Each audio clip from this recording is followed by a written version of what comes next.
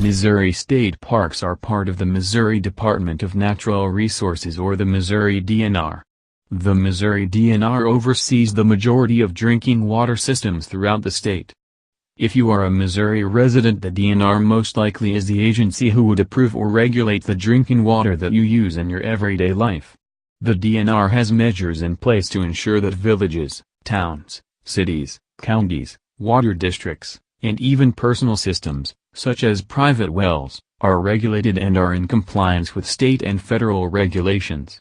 But what about the drinking water that they regulate themselves? Would not these systems must all be in compliance as well? Would it not be a priority for an agency funded by state tax dollars to ensure the safety of the water being utilized in state parks that millions of people visit every year is indeed safe to consume and use? The following presentation is a collection of facts gathered through various sources regarding Missouri DNR's drinking water in state parks that can be reviewed in each item's entirety by the viewer. Some citations will be made available throughout the presentation for you to review at your own leisure. According to the Missouri State Parks website, it states that it has 49 regulated public water systems. The overall compliance rate of these systems is comparable to other drinking water systems of the same type. In essence, one would assume they follow the standards of all water systems of the same designation throughout the state. In 2002, a DNR employee who worked as the DNR's Public Notice Coordinator for Safe Drinking Water Act compliance for nearly 20 years filed a complaint to the state auditor about the lack of care and maintenance of drinking water towers in Missouri state parks. This prompted the state auditor to do an audit of the drinking water systems in select state parks.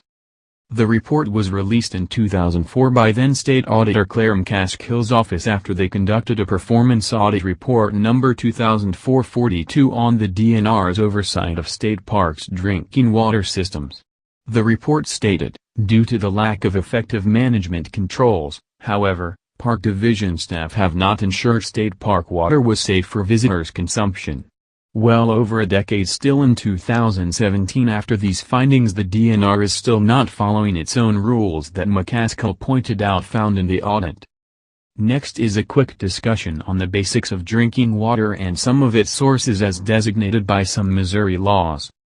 MO 10 CSR 6014.010.030 Classifications of Public Water Systems states this rule applies to all community and non-transient non-community public water systems and those transient non-community public water systems that use surface water or groundwater under the direct influence of surface water.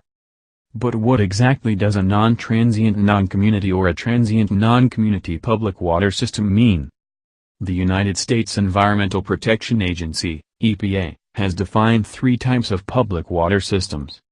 Community water system is defined as a public water system that supplies water to the same population year-round. An example of a community water system is a water system located in a city, village, town, or water district. Non-transient non-community water system is defined as a public water system that regularly supplies water to at least 25 of the same people at least 6 months per year, but not year-round. Some examples are schools, factories, office buildings, and hospitals which have their own water systems. Transient non-community water system is defined as a public water system that provides water in a place such as a gas station or campground where people do not remain for long periods of time. The public water systems of Missouri state parks would be considered transient non-community public water systems. However, the way the Missouri DNR circumvents this rule is by declaring that all of their lake parks are not under the influence of surface water. This means that the DNR's designation claims that a park's lake has nothing to do with the water system within the park that has a lake with millions of gallons of water, and that there is some separate source of water or groundwater. This is a very questionable designation to state that a lake has no influence on the drinking water. Missouri DNR's Water Resources Report 48, Water Use of Missouri 1996 states, freshwater surface water withdrawals in the state were estimated at 493 million gallons daily, compared to 185 million gallons per day from groundwater sources. More than 500,000 Missourians rely upon other surface water sources, large and small water supply reservoirs and lesser rivers in the state for their water needs. Much of Missouri's water supply volume is held in man-made reservoirs. Although many of the state's larger reservoirs such as Truman Reservoir or Mark Twain Lake serve some water supply purposes, a substantial segment of the population uses much smaller lakes constructed specifically to meet local water needs. Sufficient water supplies from these locations are readily available for local public water supply districts and municipalities. In terms of sheer volume, surface water sources provide the bulk of water withdrawals statewide. Sources of water used for public water supply in Missouri were 72.7% surface water and 27.3% groundwater. The DNR has categorized Missouri's state parks as being a part of the 27.3% regardless of whether or not the park has a lake or reservoir nearby.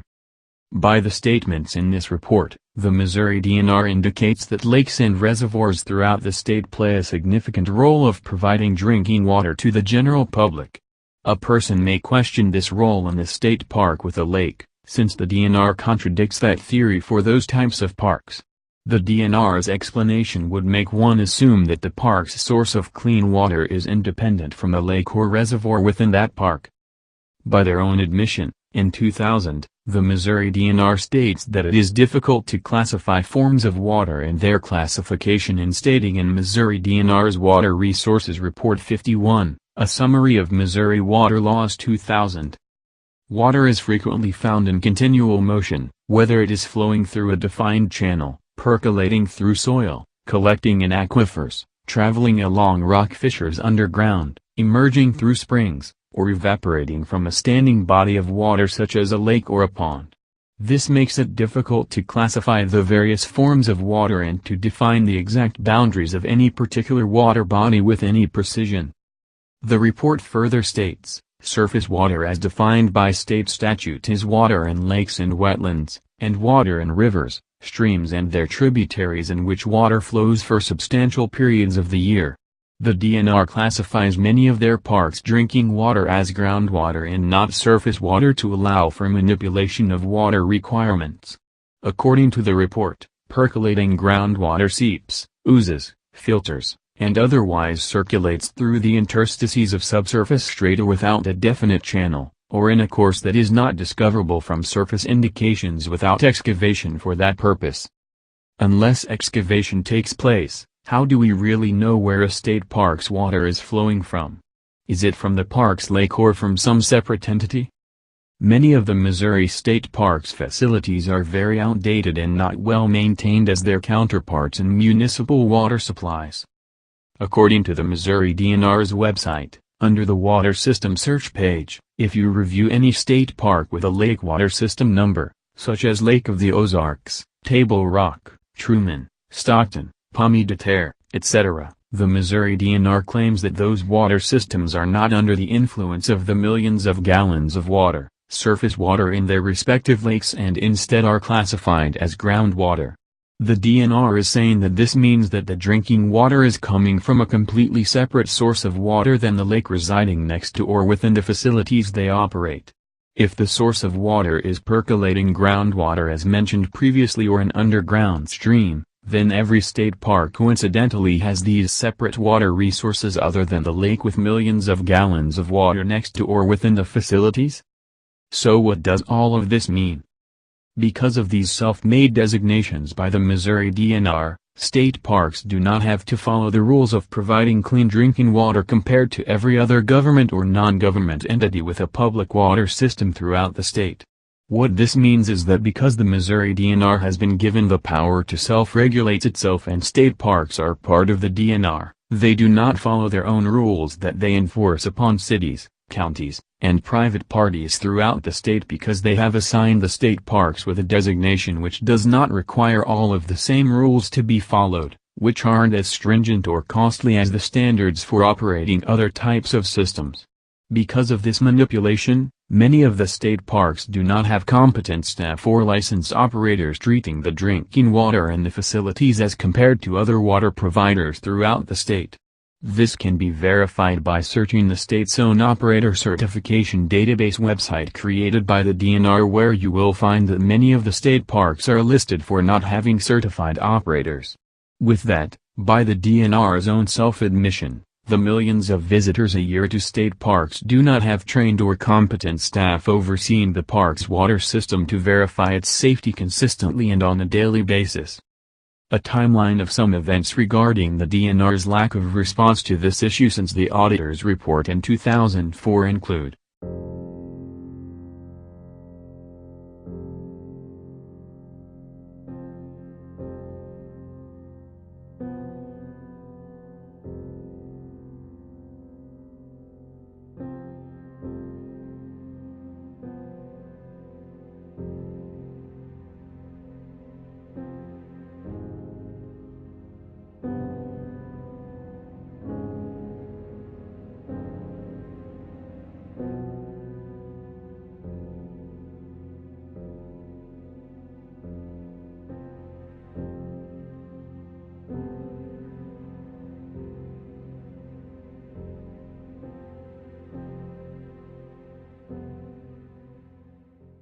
the simple Missouri DNR's response is they simply don't have enough money to fix these problems. This is a very common cop-out for government entities. There just simply isn't enough money to go around. But what about being fiscally responsible in a transparent tax-funded agency? Where does the Missouri DNR get their money? A quick discussion on how your tax dollars as a Missouri resident are being spent by the Missouri DNR in the park system. According to the Missouri State Parks website, the primary source of funding for the state park system is half of the dedicated constitutional tax of 0.1% parks, soils and water sales tax, which provides about 3/4 of the division's budget for operation and development of state parks. All additional funding comes from revenues generated in the state park system and some federal funds. Every 10 years the Missouri DNR lobbies to get voters to pass the Parks, Soils and Water Tax, which was created through a constitutional amendment and earmarked specifically for the state park system.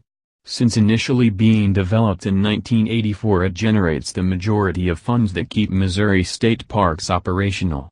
If you view the brochure that was created in 2016 to promote the voting for the tax, the Missouri DNR clearly states that some of the funds of this tax are used to manage their own regulated drinking water systems. So one would think the money generated from this tax at least would be appropriated for properly maintaining a facility's water system. In addition to the sales tax, the DNR also appropriates funds through the legislature in the state's yearly budget. The appropriations for fiscal years 2015 through 2017 were nearly $84 million. Adding this total to the amount from the sales tax annually, would be nearly $354 million over a 3-year period. This also does not include the fees that are collected for camping, concessions, and souvenirs, or the federal funding dollars that are specific to the Division of State Parks. So where is this money being spent? Is the Division of State Parks truly being transparent with their spending? After the Division of State Parks quietly spent millions of dollars purchasing land after going to the legislature begging and pleading for money, it upset many Missouri lawmakers by being elusive with its open meetings to purchase land. This instigated Missouri lawmakers to create and pass Senate Bill 35 in August of 2017. Earlier in the presentation there was discussion regarding the former DNR employee who blew the whistle, instigating the state auditor's report in 2004. In 2013, this employee filed a lawsuit against the state of Missouri claiming discrimination in the workplace.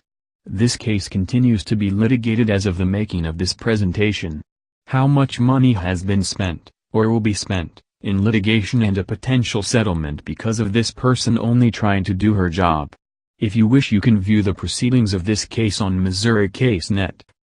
In closing, this presentation is intended to give the viewer the facts of how the Missouri DNR continues to ignore drinking water issues in its own facilities. Will it take the next Flint, Michigan water issue to really shed light on this ongoing issue? Just remember to bring a bottle of water the next time you get thirsty at a Missouri State Park.